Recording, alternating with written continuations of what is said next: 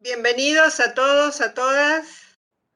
Estamos en la sala B de Literatura y Juegos de los espacios simultáneos de nuestro encuentro internacional de OMEP. Y esto de que son encuentros simultáneos, espacios simultáneos, me sirve para comentarles que como hay 4 talleres al mismo tiempo, vamos a poder después verlos en el canal de YouTube de OMEP a aquellos que no hayan podido ver ahora. Bueno, les agradezco mucho la presencia a todos, a todas, especialmente a María Emilia y a Analía, que son nuestras especialistas. Ahora les voy a leer los currículum de ellas, pero antes que eso quería contarles que ustedes saben, están en un encuentro de OMEP. OMEP es una organización mundial, nosotros somos la representación de Argentina de OMEP. Es una organización sin fines de lucro y nuestro énfasis está puesto en los derechos de la infancia y en la educación de calidad. Es una organización en la que todos colaboramos. Yo soy integrante de la comisión directiva y especialmente para nosotras es muy importante la colaboración de ustedes a través de su presencia en nuestros encuentros y en este caso a través de la presencia de los especialistas que tan amorosamente nos están acompañando. Les voy a contar quiénes son entonces Analía y María Emilia. Voy a contar un poquito de sus currículos, porque son muy largos, pero vamos a tratar de achicarlos lo más posible. Analía Calafato nació y vive en Rosario, Santa Fe, es profesora de castellano y literatura y licenciada en pedagogía social. Ha sido docente de asignaturas del área de lengua y literatura en institutos de formación docente de inicial, primario y secundario. Se ha desempeñado en el área de capacitación docente en la provincia de Santa Fe y en el INFOD. Es tallerista, coordinadora del Plan Provincial de Lectura de Santa Fe, integrante del equipo de alfabetización en múltiples lenguajes del Ministerio de Educación de Santa Fe. Es coautora del libro La centralidad del juego en educación inicial, el capítulo Juego y literatura, 2 parientas cercanas en el nivel inicial. Y Analía nos cuenta que ella cree, junto con Graciela Montes, que la escuela es la gran ocasión para que todos lleguemos a ser lectores plenos, buscadores de sentidos. María Emilia López. Ahí todos la vieron, Analía, ¿no? Porque para los que no la conocen, ahí está. Y María Emilia López es especialista en educación temprana y en literatura infantil, escritora, editora de libros para niños, activista cultural, autora de los libros Un pájaro de aire, la formación de los bibliotecarios y la lectura en la primera infancia, de Editorial Lugar, del año 2008, y Un mundo abierto, cultura y primera infancia, también de Editorial Lugar, de 2019. Es directora y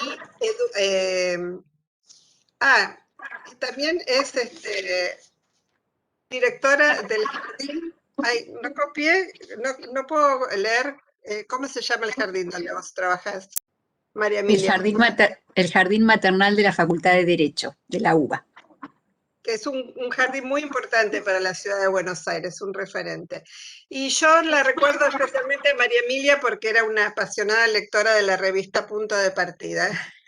Así que fue para mí un ícono en la historia de las revistas de nivel inicial. La recuerdo con muchísimo cariño.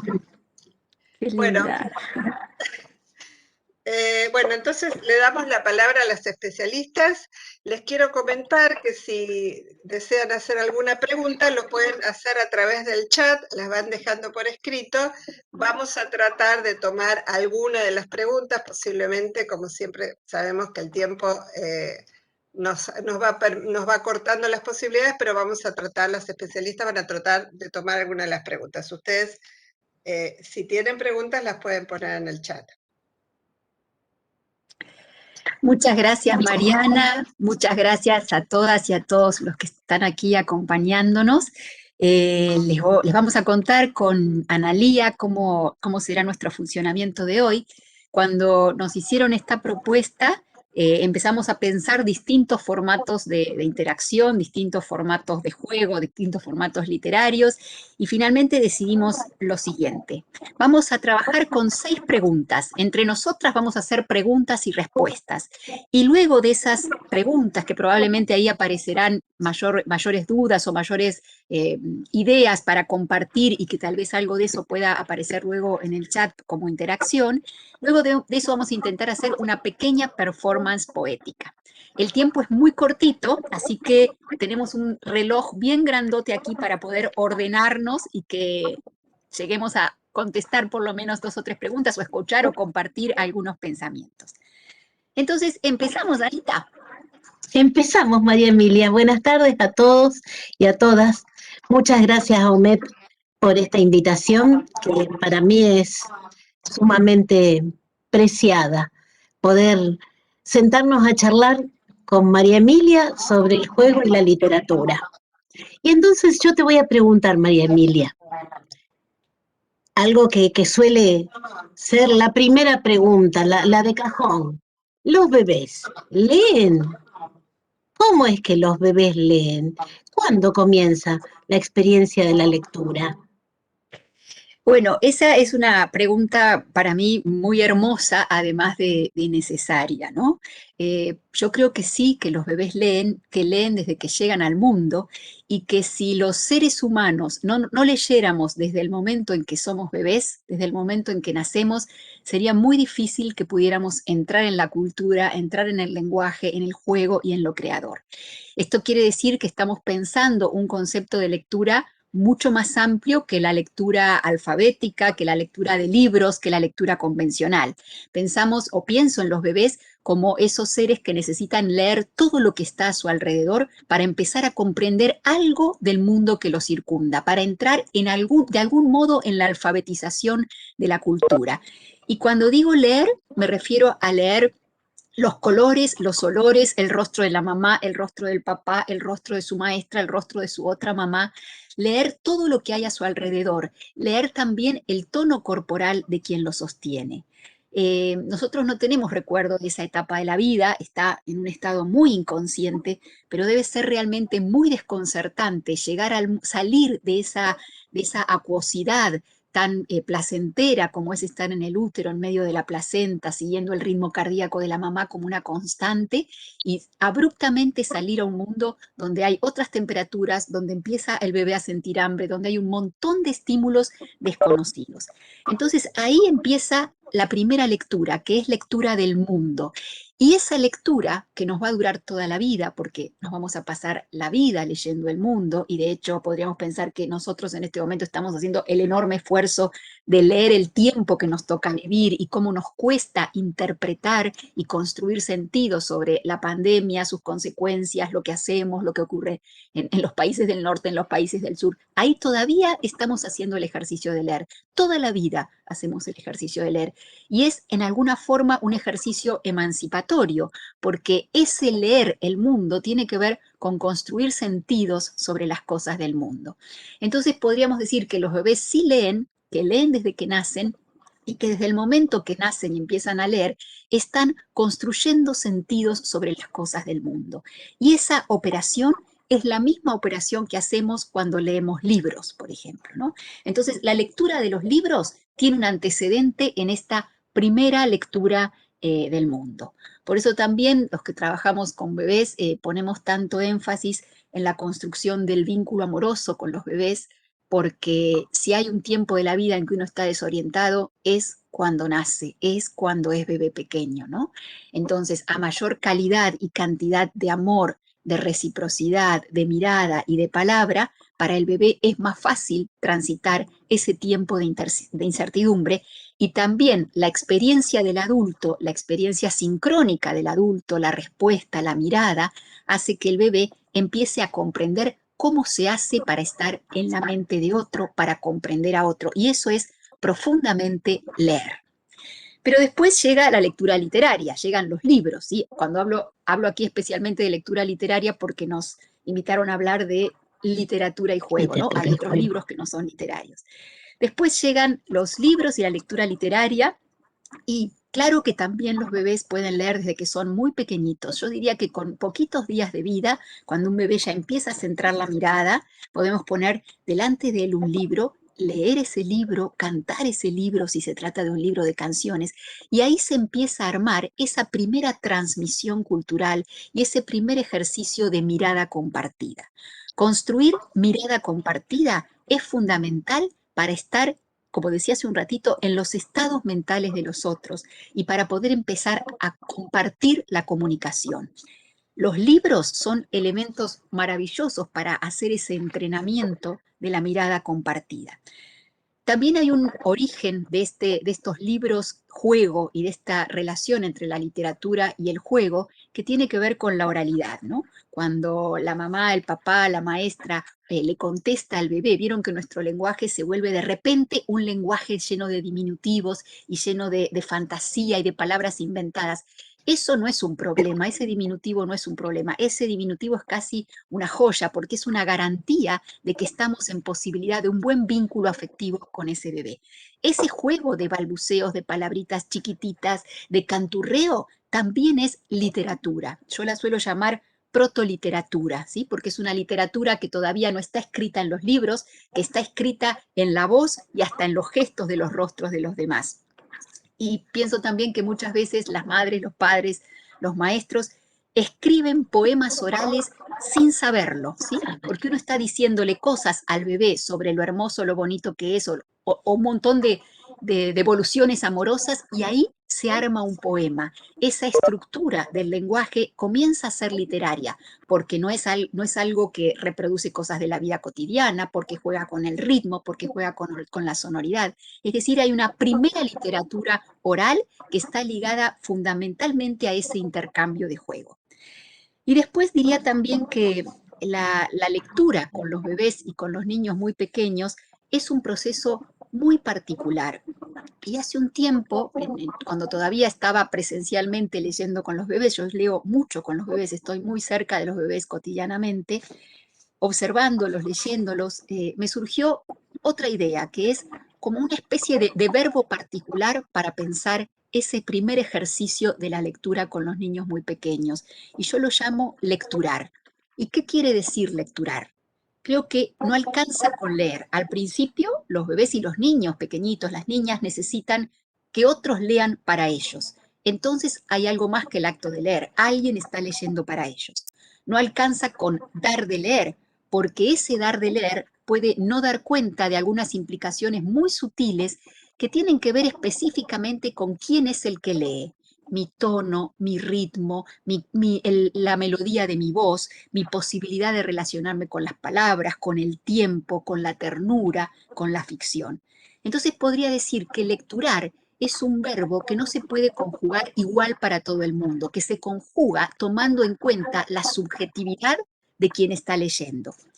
Entonces diría que lecturar es para mí producir ese baño narrativo, lingüístico, poético, que tiene carácter de iniciación y que pone en acción profundos procesos psíquicos, intelectuales, afectivos, simbólicos, de los que depende en gran parte el hecho de convertirse en lector.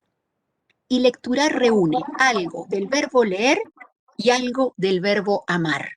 Algo así como trasvasáramos amorosamente a los otros el equipaje y las habilidades iniciales para construir cada vez con mayor autonomía la experiencia plena y emancipatoria de la lectura. Por eso, lecturar supone una relación de compromiso e intimidad entre quien lectura y quien se lectura, los niños, las niñas de 0 a 3 años, como condición misma de esa experiencia. Y yo apenas toqué alguna cuestión sobre la oralidad, que es importantísima cuando hablamos de literatura y cuando hablamos de primera infancia. Entonces te voy a devolver una pregunta a vos. ¿Qué relaciones hay para vos entre la literatura oral y la lectura? Bien, esto de literatura oral es casi un oxímoron, porque la palabra literatura proviene de litera, de letra. Entonces, ¿cómo es que si la literatura es letra, cómo es que existe la literatura oral? Bueno, y negar la importancia de la literatura oral y de lo que significa para los bebés tener ese acercamiento temprano a la literatura es imposible. Las relaciones entre oralidad y escritura son relaciones complejas, porque están atravesadas por cuestiones que lindan lo antropológico, lo lingüístico, los estudios literarios, la lingüística del discurso. Vivimos en una sociedad, en una cultura, vivimos inmersos en una cultura letrada. Pensemos el valor que le da la sociedad a la lectoescritura, a la alfabetización temprana de niños y niñas, ¿no? Y teniendo en cuenta que el arte de la palabra se ha convertido en literatura, la oralidad, que ha sido incorporada muy recientemente, en las últimas décadas, recién a los diseños curriculares, despierta muchas inquietudes y manifiesta su presencia de muy diversas formas. Por suerte, ha quedado atrás la concepción de que las manifestaciones orales, literarias, de tipo popular, las rurales, indígenas, sean producciones marginales, vistas desde el punto de vista de la literatura culta o letrada, ¿no? Porque los textos literarios recogen, relaboran temas, motivos, personajes, formas discursivas muy propias de ese discurso oral, ¿no? El esfuerzo que se ha venido haciendo por recuperar el arte verbal que pertenece a culturas no letradas, ya sean primitivas o tradicionales, ha ido fortaleciendo este oxímoron de la literatura oral, en el que los mitos, las leyendas, los cuentos, los poemas tradicionales, las canciones tradicionales, eh, empiezan a englobarse en esto de la literatura oral cada vez con más presencia, con más personalidad. Si pensamos en la literatura oral, en la primera literatura, tenemos que pensar en las canciones de cuna, en las nanas. Esa primera literatura a la que se acerca un bebé es quizá el libro más completo. Es un libro que tiene todos los lenguajes. Tiene la palabra, tiene la música, tiene el tacto de quien acuna, el movimiento de ese cuerpo que acuna, en una suerte de producto sumamente humano, cálido, integrado, con una escasa intelectualización. Entonces, pensar en esas experiencias de esa primera literatura oral que recibe un bebé es poner en primer lugar el sentido que tiene esa literatura para quien más adelante será un lector pleno, que decida atravesar la experiencia de la lectura de manera deseosa, deseante. Es muy impensado, es muy difícil de pensar que un lector pleno no haya tenido una intimidad con esa literatura oral. Ahora, la escuela, la institución escuela, dentro de la que se encuentra la escuela infantil de 0 a 3, tiene el mandato social de alfabetizar, de enseñar a leer. Y en ese sentido, son muchas las investigaciones que están demostrando que cuanto más ricas sean esas experiencias en torno a la literatura oral de manera temprana, a los relatos orales, al contacto de los niños y niñas pequeños con el mundo sonoro que los adultos estamos transmitiendo, más temprana y más fluida será la alfabetización convencional que se espera que la escuela brinde, ¿no? Es de destacar también en estos tiempos que corren, quizá agravados por el año que hemos transitado en pandemia, que la oralidad se ha visto debilitada en desmedro del avance de las tecnologías.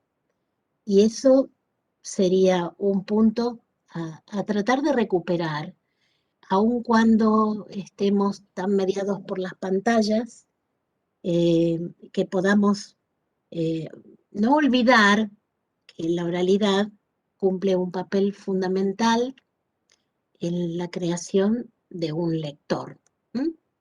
Eh, la literatura, eh, eh, la literatura está enclavada dentro de los conceptos vinculados al juego. En el nivel inicial, pensar literatura y juego por separado es muy difícil, ¿no? Entonces yo te voy a preguntar, María Emilia, ¿todos los libros infantiles dedicados a la infancia pueden impulsar el juego? ¿O dónde está el secreto para elegir un buen libro para niños que vincule literatura y juego, que los provoque?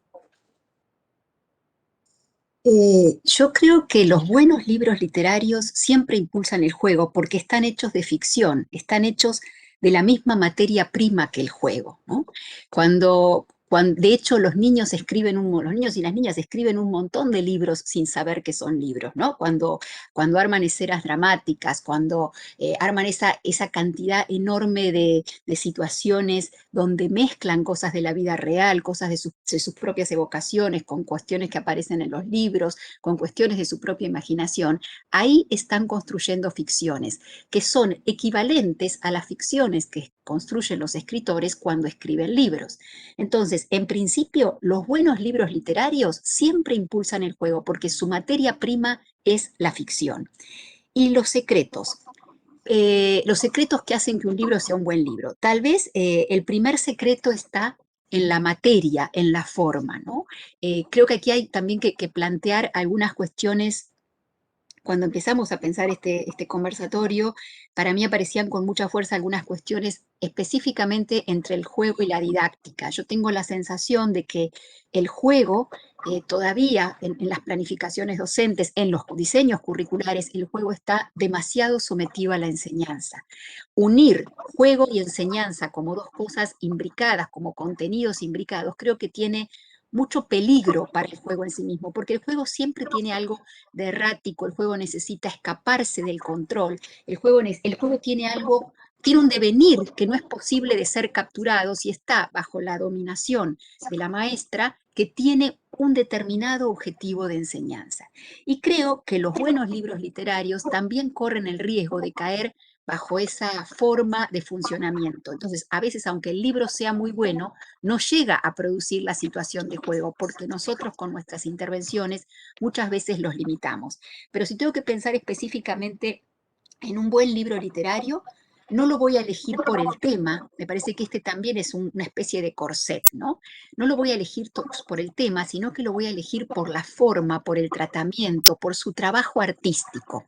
Un buen libro literario tiene un trabajo artístico desde el punto de vista del lenguaje y desde el punto de vista visual, desde el punto de vista de las ilustraciones. Y es ahí donde voy a poner el foco para pensar si es un buen libro. Voy a tomar en cuenta qué ocurre con lo metafórico, de qué manera el autor juega con el lenguaje, qué nuevos universos pone en nuestra disposición, cuánta sorpresa hay en lo que leemos, ¿no? Creo que las mejores ficciones son aquellas que se atreven a ir mucho más allá de lo conocido. Pero a veces cuando pensamos para libros tan pequeños, que algo vaya mucho más allá de lo conocido, nos da cierto temor, nos da cierta resistencia, parece que el libro tiene que tener palabras sencillas, palabras conocidas. Nos encontramos muchas veces con adultos que cuando están leyendo el libro que trae precisamente una estética particular en el lenguaje, lo vuelven más fácil, cambian las palabras, porque creemos que si no los niños no van a poder entender. Y ahí hay una pregunta. ¿Qué hay que entender frente a las obras artísticas? ¿Qué hay que entender frente al juego? ¿Son experiencias para entender? Y hasta me preguntaría, ¿son experiencias para enseñar o es de otra índole la apropiación que hacemos de los libros literarios, ¿no? Yo creo que va más para el otro lado, va más hacia una experiencia no atrapable, hacia una experiencia a veces ni siquiera cuantificable, ni siquiera fácil de poner en palabras. Entonces buscaría eso, libros donde haya mucho juego metafórico, donde el lenguaje tenga exquisiteces, donde el lenguaje vaya más allá de lo que conocemos. Y también, y me correría del tema, yo creo que el eje de pensar la literatura más conveniente para este grupo de niños en función de un tema es algo sumamente restrictivo. Distinto es pensar, por ejemplo, que a lo mejor estamos leyendo, empezamos a leer un libro de lobos y empezó a surgir un entusiasmo enorme por ese tema y quieren saber más y meterse más y vemos que esas historias les fascinan, entonces sí hacemos un corpus de libros de lobos, pero porque eso parte de un interés genuino de los chicos, de una necesidad de pasar por esa experiencia. Creería también que los buenos libros tienen esa capacidad, que es tocar nuestras fibras sensibles, hacer que nos hagamos preguntas, hacer que algo de nuestra propia subjetividad se movilice. Y a veces el libro viene a calmar una ansiedad de nuestra subjetividad y otras veces el libro viene a activar una ansiedad, ¿no? Entonces no me darían miedo los libros de miedo, no me dan miedo los libros sobre la muerte, no me dan miedo los libros que ponen a los niños, aunque tengan solo 3 añitos, en una condición de perplejidad frente al mundo. Creo que eso, buscar la perplejidad en la que nos dejan algunos libros, también es un buen signo de que ese es un buen libro literario. Y el juego también tiene algo de perplejidad, de ir siempre un poquito más allá, ¿no? Pensaría en esto también. El juego se sale de la zona de desarrollo próximo. El juego no está necesariamente dentro de esa zona. A veces va más allá y ni siquiera podemos explicar ese más allá. La literatura también se sale de la zona de desarrollo próximo. Es un más allá muchas veces inasible. Y en este punto diría lo siguiente, que también los libros son juguetes. A mí me gusta muchísimo pensar los libros como juguetes. Y lo pienso tanto en el sentido físico, ¿sí? Así como un bebé tiene derecho a tomar un libro y sacudirlo y hacerlo un puente y pasar carritos por abajo y mordisquearlo y chupetearlo y arrojarlo para ver qué pasa. Ese es un derecho del lector bebé, porque todas las operaciones que los bebés hacen para conocer el mundo están atravesadas por el cuerpo. Entonces, el libro también tiene que estar atravesado por el cuerpo. Entonces, nunca censuraría comer, morder, chupetear o arrastrar libros. El libro es un juguete en ese sentido, pero también es un juguete porque lo que tiene adentro es una ficción, igual que el juego, ¿sí?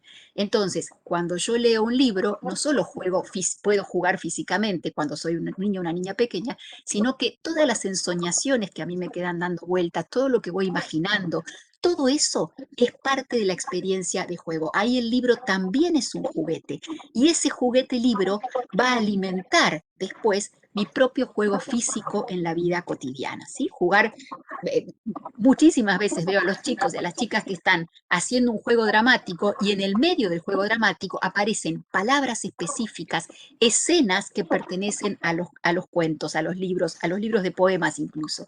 Y eso nos está diciendo que los niños todo el tiempo cruzan juego con literatura y que la literatura es un gran alimento de la experiencia del juego. Pero estoy mirando nuestro reloj y creo que ya me estoy excediendo. Entonces, una sola cosita voy a decir sobre esta pregunta, que cuando elegimos buenos libros para los bebés, por ejemplo, hay un criterio que tiene mucha fuerza, que es el criterio de texturas, como los bebés, ¿sí? Están aprendiendo mucho a través de lo sensorial, a veces creemos que solo su posibilidad de exploración es sensorial, pero no es así. Los bebés son los seres más perceptivos del mundo, entonces también están explorando las palabras, no solo cuando las repiten, cuando las dicen, sino también cuando las escuchan, y están explorando las ilustraciones a través de lo que observan en las ilustraciones.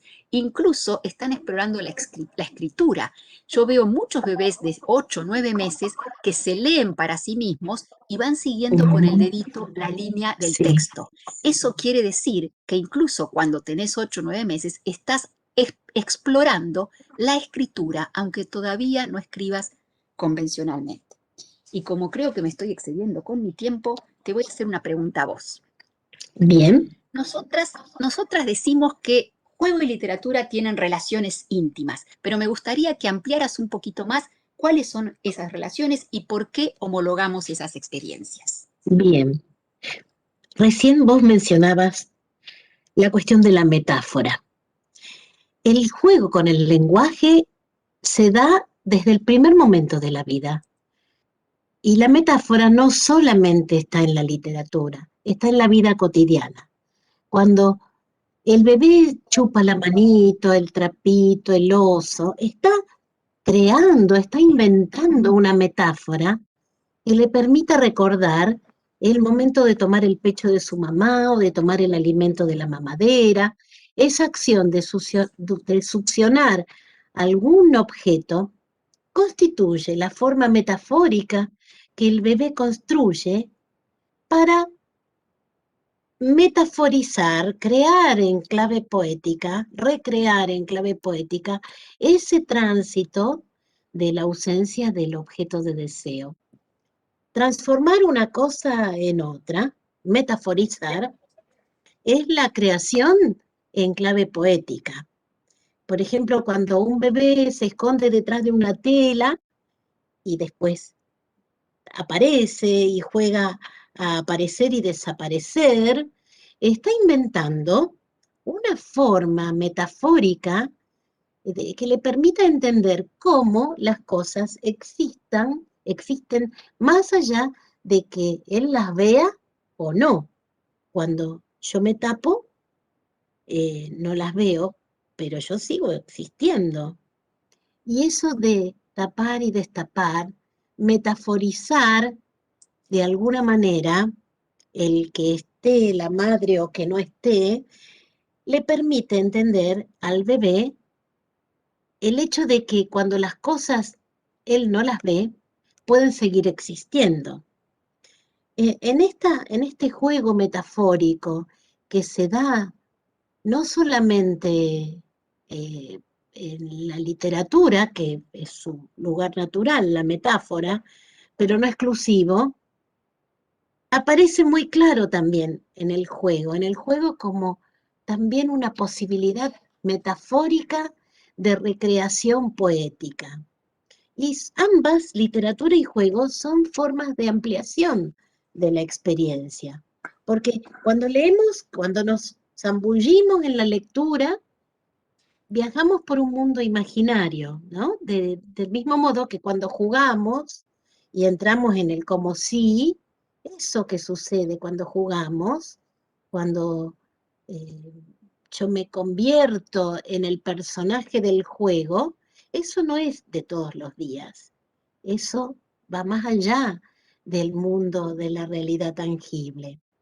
Queda claro de esa manera que el juego no es la vida corriente, ¿no? Porque la vida corriente se suspende cuando se juega, queda suspendida. El juego es otra cosa diferente a la vida corriente. Y la literatura no es ni verdad ni mentira. También la literatura recrea un mundo imaginario. Graciela Montes habla de la frontera indómita, donde se domicilia la literatura. Esa frontera que no se somete a reglas, ¿no? Como el juego, tiene algo de errático y de no sometido a alguna regla concreta.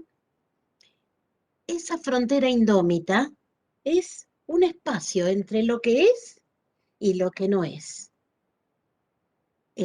No es la realidad, pero tampoco es mentira. Y ese espacio es el espacio donde se encuentran la subjetividad y el mundo exterior. Como dice la misma Graciela Montes, es un bosque donde podemos jugar mientras el lobo no está. Huizinga también se pregunta, Huizinga, el autor de Homo Ludens, se pregunta respecto del jugar, si esa conciencia de ser de otro modo no pone al juego dentro del dominio estético, o sea que no podemos hacerlo coincidir con lo verdadero, no podemos hacerlo coincidir con lo bueno, esa condición de ser bello no es inherente al juego, pero sí el juego propende a hacerse acompañar de toda clase de elementos de belleza. En ese sentido, también Winnicott resalta que el niño que juega está en una región que no puede abandonar con facilidad y en la que no se admiten intrusiones. Esa zona de juego no es una realidad psíquica interna, está fuera del individuo, pero no es el mundo exterior. Estas son íntimas coincidencias, ¿no?, que se dan entre literatura y juego, no solo por esa manera de gestarse ellas mismas, por los recorridos que realizan, que realizan estas dos actividades, sino también por lo que desatan literatura y juego en quien se zambulle en esas experiencias. Y entonces, yo te preguntaría, ¿cómo debería ser la biblioteca de cada jardín, María Emilia, para que leer y jugar fueran experiencias realmente emparentadas, realmente de sentido vital para el crecimiento de los niños pequeños?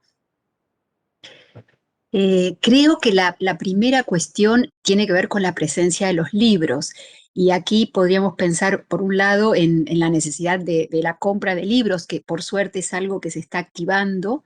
Igual podríamos hacernos algunas preguntas, cómo durante muchos años llegaron libros para primaria, después de mucho tiempo para las salas más grandes de jardín, y recién ahora estamos, o de hace poco tiempo, estamos pensando en las salas de 0 a 3, ¿no? Ahí hay un concepto de lectura subyacente que tenemos que revisar, ¿no? Yo diría, siempre empezaría por todos, digamos, porque creo que los de 0 a 3, si en 3 años no recibieron esa oferta de buenos libros y buenas mediaciones, se perdieron un tiempo vitalísimo de la lectura, ¿no? Sí. Entonces, la primera cuestión es la presencia de los libros, pero ya en este momento hay libros, en muchísimas escuelas hay libros, en muchos jardines hay libros, pero muchas veces también encontramos que esos libros están encerrados, están en la dirección, están en una biblioteca a la que no hay acceso cotidiano. Entonces, yo diría, la primera cuestión es que los libros estén en la sala, en una biblioteca a la altura de los chicos, en un canasto, en una estantería a la altura de los chicos. Que todos los libros con los que cuenta ese jardín estén repartidos entre las salas, ¿sí? Salvo que sea una biblioteca de 3.000 títulos y no pueden estar dentro de las salas, y habrá una biblioteca central a la que uno puede recurrir. Pero que en una sala, en cada sala haya por lo menos 30 o 40 libros disponibles al ras del piso como juguetes todos los días. Me parece que esa es la primera condición. Y la segunda condición sería que los niños y las niñas puedan acceder a esos libros muchas veces con libertad. Y aquí otra vez volvemos a la cuestión de la mediación, ¿no? Si la lectura está programada como una actividad en función de una unidad didáctica y el concepto que rige esa planificación es leemos 2 veces por semana, leemos 1 vez por semana, siempre leemos con la maestra como coordinadora de la experiencia, siempre leemos con el libro en las manos de la maestra. Esa, desde mi punto de vista, es una experiencia muy empobrecida de la lectura y no va a habilitar el juego, porque no está el tiempo ni para el juego, ni para la exploración, ni para lo errático. Entonces diría, leer todos los días. Y para leer todos los días tiene que haber también un tiempo de juego liberado en el que los chicos puedan elegir a qué jugar. Y cuando digo los chicos, pienso los bebés, los de 1, los de 2 y los de 3. Elegir a qué jugar y que entre esa oferta de juego y juguete estén los libros. Por otro lado, pensaría también en el criterio de variedad, ¿no? Que es muy importante que haya variedad de géneros, libros de cuentos, de poemas, de canciones. A la poesía todavía le cuesta encontrar su lugar en las bibliotecas de 0 a 3 años, álbumes sin palabras, libros objeto, una gran variedad. Y tomaría ahí también algo muy lindo que dice La Rosa cuando él se pregunta por qué en la literatura o en la lectura con los niños y con los jóvenes aparecen a veces tantos prejuicios y entonces la literatura solo es una cuestión edulcorada. Y podríamos pensar, los niños como los adultos tienen derecho a lo hermoso, a lo monstruoso, a lo horroroso, a lo vital, a lo triste, a todas las experiencias humanas, porque de eso se trata la vida y de eso se trata la experiencia humana. Entonces pensaría también en un criterio muy amplio, no solo en la presencia y la facilitación de la llegada al libro, sino también en un criterio muy amplio en cuanto a la selección. Creo que este criterio, sumado a los libros en disponibilidad para los niños, son lo que arman la base democrática de la lectura. Los libros no son nuestros, no son del jardín, no son de la biblioteca, los libros son de los niños, están para los niños, ese es el lugar público de los libros. Y en ese sentido también diría la importancia de permitir y habilitar y favorecer muchísimo el préstamo a domicilio para que las familias también empiecen a convertirse en esos mediadores, en esos jugadores que comparten la pasión por la lectura, ¿no? Y una última cosita, porque sé que estamos ahora sí muy mal, pensaría también la lectura en pequeño grupo, ¿no? Cuando uno lee para un grupo de 15 chicos, 20 chicos, 25 o 30 chicos, como tenemos en muchísimos jardines, cuando la maestra está sentada ahí leyendo para el grupo total, para chicos de 0 a 3 años y agregaría 4 y 5, es casi imposible contener, prestar atención y contener las preguntas, las inquietudes propias. Entonces, si el mandato es no hablar hasta que este cuento termine, cuando el cuento termina, los chicos chiquitos ya olvidaron lo que querían decir, preguntar, etc. Esa forma de leer masivamente bajo el control del adulto va totalmente en contra del juego propio del niño y en contra del juego que está adentro del libro, es decir, de esa ficción. Entonces, sugeriría muchísimo trabajar en pequeños grupos, leer de a un niño a la vez, ¿sí? Porque ahí es donde se puede producir una experiencia profunda, gozosa, de verdadera interacción con el sentido artístico y lúdico de un libro. Y en ese punto también pienso que los buenos libros infantiles influyen en las biografías de vida de los chicos y las chicas, ¿no? Nuestras biografías de vida cambian, crecen y se modifican si estamos alimentados por una cantidad de historias, de vivencias, de personajes, de estructuras del tiempo a las que no podemos acceder en nuestra corta experiencia de vida, pero a la que sí podemos acceder si es desde el terreno de la literatura y la ficción como podemos alimentarnos, ¿no? Y te hago la última pregunta para la que tenemos muy poquitito tiempo. Yo hablé un poquito de eso, pero seguro que vos tenés más ideas, otras ideas. ¿Qué significa ser un buen mediador o una buena mediadora de lectura para niñas pequeñas? Bueno, en primer lugar, hay que tener en cuenta qué clase de lectores son las niñas pequeñas. Son lectores voraces, entusiastas, que están dispuestos a lanzarse sobre una mesa de libros como si fuera un festín.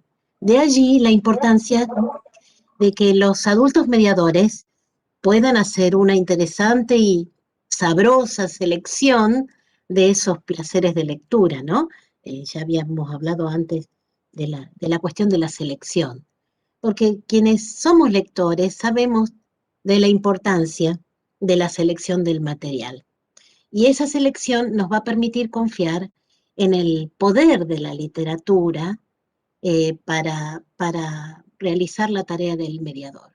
Un buen mediador de literatura con niñas pequeñas debe creer en el poder de la literatura y en la importancia de la presencia de la literatura en la vida de estos niños para fortalecer su mundo interior, para desarrollar su subjetividad, para apuntalar sus derechos culturales. Esto que vos decías, los libros son de los niños y es tan importante que si se trata de niños en cuyas casas no hay libros, que el libro pueda ir a la casa del niño, puede desatar también en esos padres, en esa familia que no tiene acceso a estos bienes culturales, una inquietud, un deseo.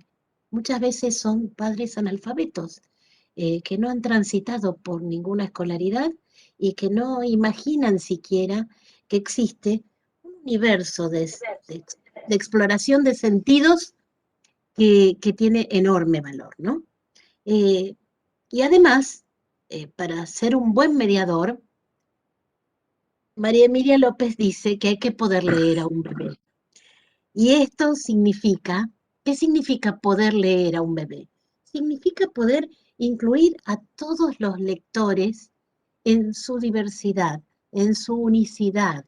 Detrás de un lector, de un bebé que va a devenir lector, hay un universo de significaciones, hay toda una diferente, eh, un diferente bagaje de experiencias, y es por eso que en esa singularidad es importante respetar los tiempos singulares de los lectores. Por eso, eh, eh, eh, María Emilia recién nos proponía comenzar con pequeños grupos, hasta con la lectura individual. Eh, la edad de los niños, la edad de los lectores, no es una edad biológica solamente, es una edad cultural. De allí que poder leer a los bebés implica ejercer una buena escucha de lo que está pasando con ese bebé, de cómo se vincula ese bebé con la experiencia de lectura que le estamos proponiendo. De allí la importancia de que un mediador instale un ambiente. Leerle a un niño, leerle en voz alta, generosamente, leerle a un niño es iniciarlo en la magia de las palabras y tiene relación directa con esa cuestión de devenir lector. Eh, a diferencia de la idea de formar niños y niñas lectores, la idea de devenir lector tiene que ver con instalar el deseo por lo literario, nacer y crecer entre lo poético, poder disfrutar de esa envoltura narrativa que se nos va ofreciendo, para habilitar escenarios educativos que sean posibles, que sean reales para devenir niños y niñas lectores. No es suficiente con poner al alcance de los niños unos libros, sino que se trata de propiciar un ambiente habilitado para que circule la palabra, para que haya un tiempo-espacio, para que haya una postura corporal, para, para que los movimientos estén acordes con los sonidos del relato, y así podrá haber tantos escenarios posibles como espectadores o lectores en gestión, en función de las escenas que se puedan ir construyendo. Y antes había hablado de lecturar. Bueno, lecturar tiene que ver con poder producir una comunidad de lectura. Eh, Crear a través de las experiencias de lecturas compartidas eh, eh, significa poder producir lugares donde se compartan los sentidos desatados por la palabra literaria. Y ya sabemos que los sentidos, al ser compartidos, se multiplican, ¿no? Por eso es que creemos que la lectura debe formar parte del plan estratégico de cada institución educativa y tiene que ocupar un lugar central, no un ratito, si me sobra un ratito de tiempo, bueno, les leo algo. La lectura de literatura tiene que ser parte constitutiva de la tarea cotidiana para poder construir comunidades de lectura que sean itinerarios pedagógicos reales, con un espacio, un tiempo, un formato de enseñanza y no como algo esporádico y solo para llenar un tiempo libre. Bueno, y creo que estamos justitas con el tiempo, ¿verdad, Mariana? Nos pasamos. Nos pasamos un poquito. Pero tenemos dos preguntas, de dos personas que han hecho preguntas, Sandra Mariel Grossi y Susana Weichelbaum, no sé si las vieron, no sé si quieren contestarles cortito. Mientras ustedes miran las preguntas, si Sí. quieren mirar las preguntas en el chat y pensarlas, Sí. yo les quería comentar a todos que mañana a las 9 de la mañana continuamos el encuentro.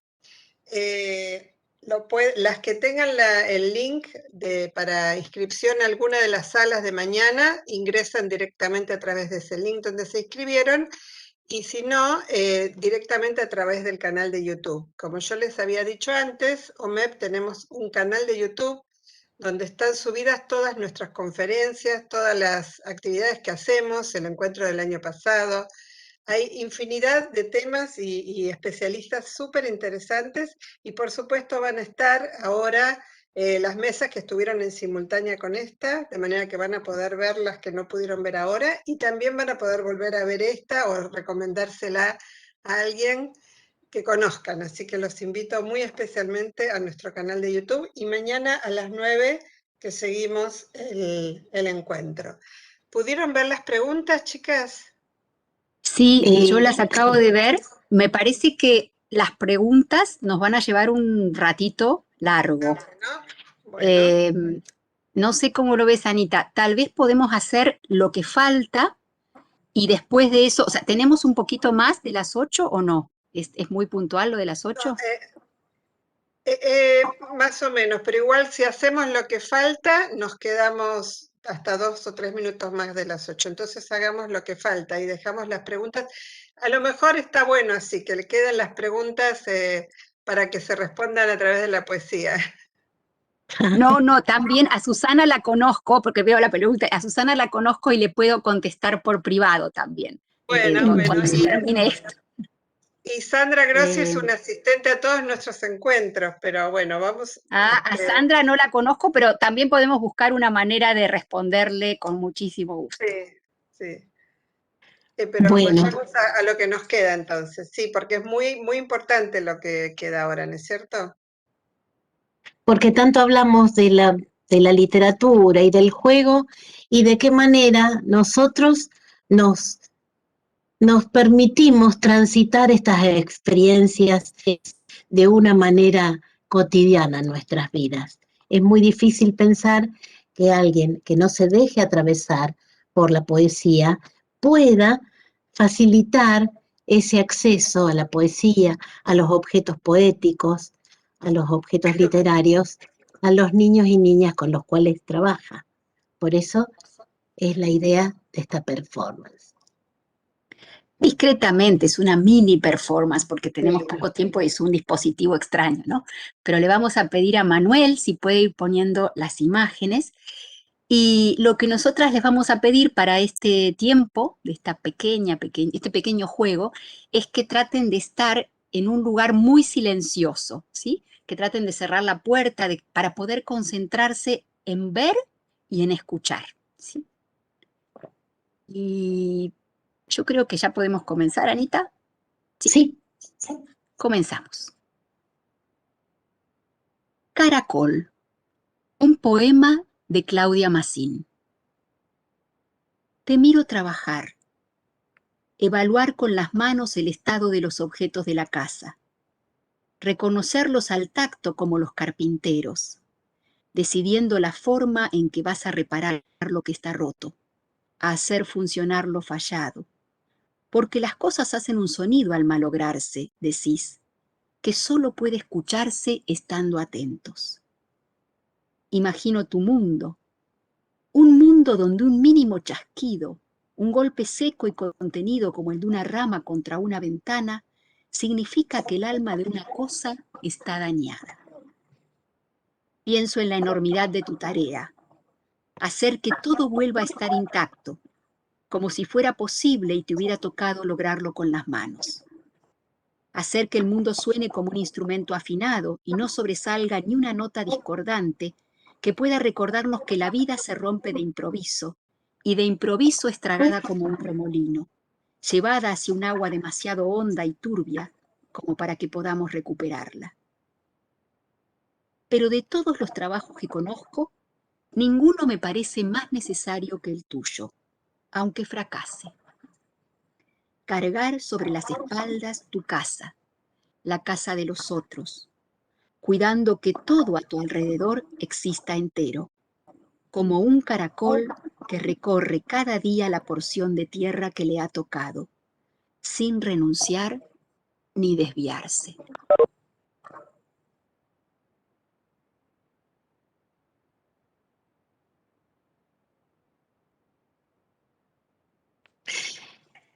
El juego en que andamos, un poema de Juan Gelman. Si me dieran a elegir, yo elegiría esta salud de saber que estamos muy enfermos, esta dicha de andar tan infelices. Si me dieran a elegir, yo elegiría esta inocencia de no ser un inocente, esta pureza en que ando por impuro.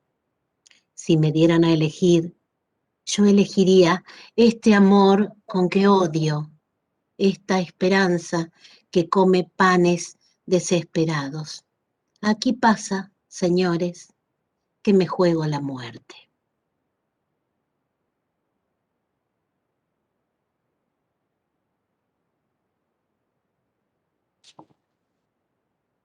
Un plástico transparente. Un poema de Fabián Casas. Abrí la puerta y te estabas bañando. Los vidrios empañados, el ruido del agua detrás de las cortinas, las cosas esenciales instaladas fuera de la razón. Me llamaste, acercaste la cara y nos besamos a través del plástico transparente.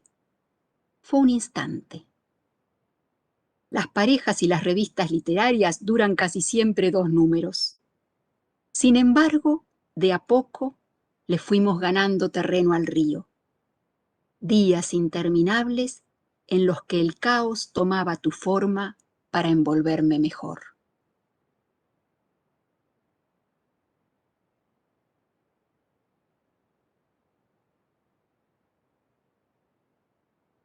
La luna y el espejo, un poema de Julio Cortázar. Te amo por ceja, por cabello, te debato en corredores blanquísimos donde se juegan las fuentes de la luz. Te discuto a cada nombre, te arranco con delicadeza de cicatriz, vos poniéndote en el pelo cenizas de relámpagos y cintas que dormían en la lluvia. No quiero que tengas una forma, que seas precisamente lo que viene detrás de tu mano, porque el agua considera el agua y los leones cuando se disuelven en el azúcar de la fábula y los gestos, esa arquitectura de la nada encendiendo sus lámparas a mitad del encuentro. Todo mañana es la pizarra donde te invento y te dibujo, pronto a borrarte. Así no eres, ni tampoco con ese pelo lacio, esa sonrisa. Busco tu suma, el borde de la copa, donde el vino es también la luna y el espejo. Busco esa línea que hace temblar a un hombre en una galería de museo. Además, te quiero, y hace tiempo y frío.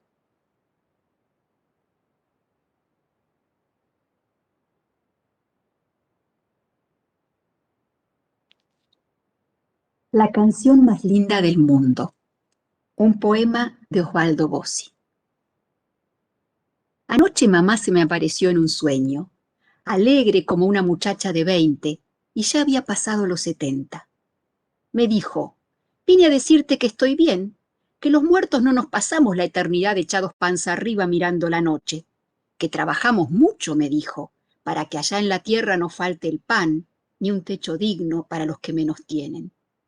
Y donde se abre un corazón herido, ahí estamos, para barrer la oscuridad. Yo ya no limpio casas, mugre ajena para sobrevivir, pero abro todos los días una cocina de luz donde amasamos el pan. Es que en el cielo no hay injusticias. Se terminó. Acá en el cielo somos todos peronistas, créeme. Ni los ricos ni los gorilas, dice la profecía, entran. Solo los de buen corazón. Los de buen corazón, repetía mi mamá. La voz amplificada, como en una película de Leonardo Fabio. Qué hermoso todo lo que decís, mamá, qué hermoso, le decía yo llorando. Qué hermoso. Pero no llores, me decía ella. Pronto voy a volver. Ahora tengo que hacer unos guisitos para los chicos del barrio. Y vos sabés que hago unos guisitos fabulosos. Sí, mamá, siempre me acuerdo de tus visitos, le decía yo a mi mamá llorando, mientras ella cruzaba el cielo a toda velocidad, cantando, como no podía ser de otro modo, la marcha peronista. La canción más linda del mundo, según Dios y según mi mamá, que picaba la cebolla y cantaba, cantaba como una loca. Todos unidos triunfaremos, muerta de risa, como ahora, en su panadería de luz.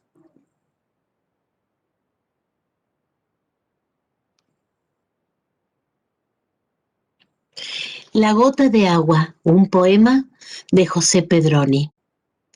Oh, gota musical que se separa de la inmortalidad y oye mi oído caer continuamente en el olvido de mi honda penumbra.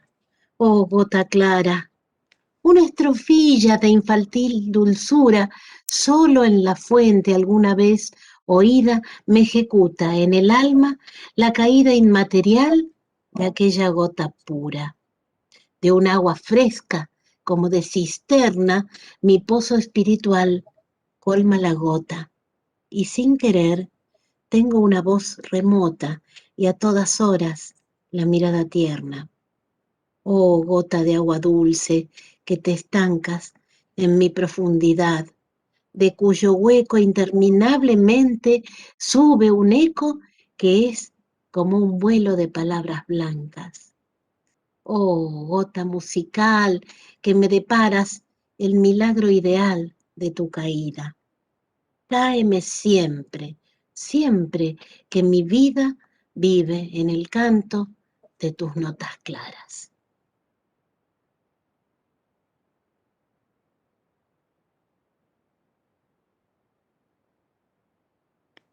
Al oído de una muchacha, un poema de Federico García Lorca. No quise decirte nada. Vi en tus ojos dos arbolitos locos, de brisa, de risa y oro. Se meneaban. No quise decirte nada.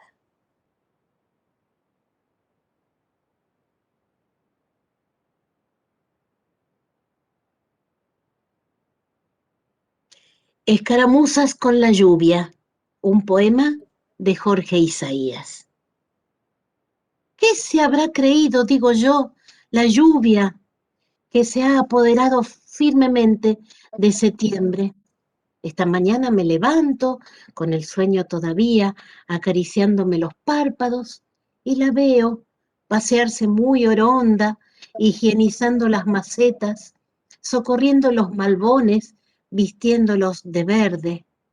¿Qué se habrá creído, digo yo, para andar desnuda y libre con el consiguiente desparpajo, adueñarse de la risa, pintar todo de zinc sin siquiera consultarme y endosando, por supuesto, su cuota de tristeza, acariciando con su guante de nostalgia? Y es en vano que le grite, que intente agredirla con el epíteto más duro, arrojarle puñales a los ojos. Se escurre como un pez, prosigue su labor imperturbable y además, lo más campante, porque sabe, en el fondo, que la amo y se muestra indiferente, adopta actitudes sólitas e insólitas y hasta se debe sonreír, la paridora de nostalgias, la muy puta.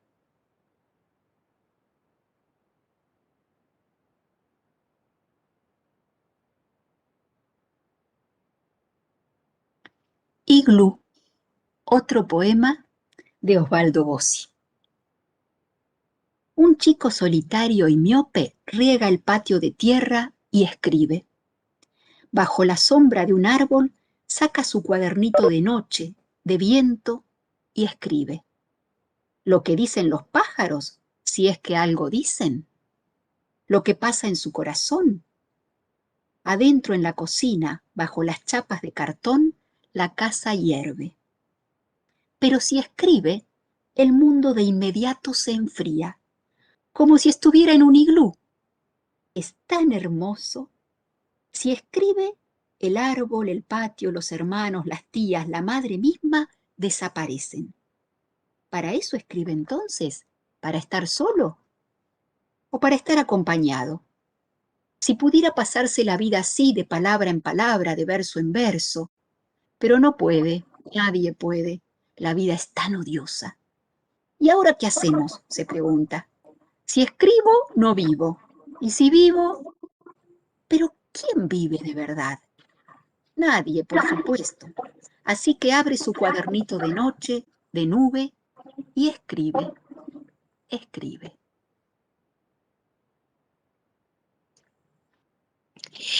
Variaciones de la luz, un poema de Diana Bellesi. Un revuelo naranja en el poniente, en lucha libre contra el violeta, donde se hace de repente un claro verde como aquel rayo purísimo perseguido en la juventud.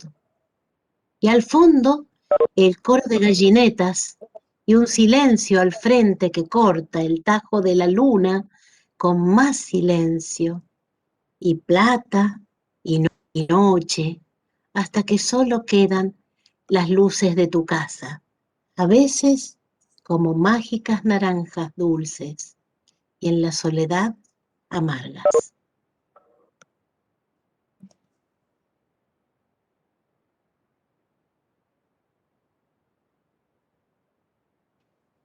Si alguien te lleva de la mano, un poema de Roberta Yanamico. Si alguien te lleva de la mano, te das cuenta de que la mano tiene corazón. Dos manos juntas se entienden más que todas las personas, que todos los seres. Están juntas completamente. Si alguien te lleva de la mano, solo la mano vive.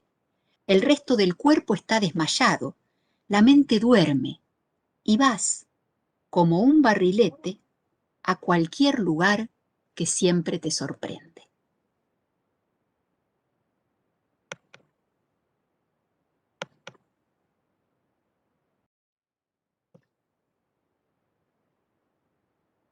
Fin. Bueno, María Emilia, Analía, una maravilla. La verdad que después de este final así tan amoroso, de este arrullo que vivimos todas y todos, y toda esta emoción que compartimos, no nos queda más que despedirnos. Hasta mañana, los esperamos. Cualquier duda que tengan sobre el programa, recurran a la página web de OMEP, ingresen para mañana poder conectarse al canal de YouTube y asistir a las conferencias del día de mañana. Muchas gracias, Javier, gracias a todos. Manuel, que nos Muchas ayudó gracias a todos. Gracias. Muchas gracias. Gracias por este amoroso final, amoroso, amoroso. Gracias a todos y a todas. Chao, chao. Chau, chau. Muchas gracias.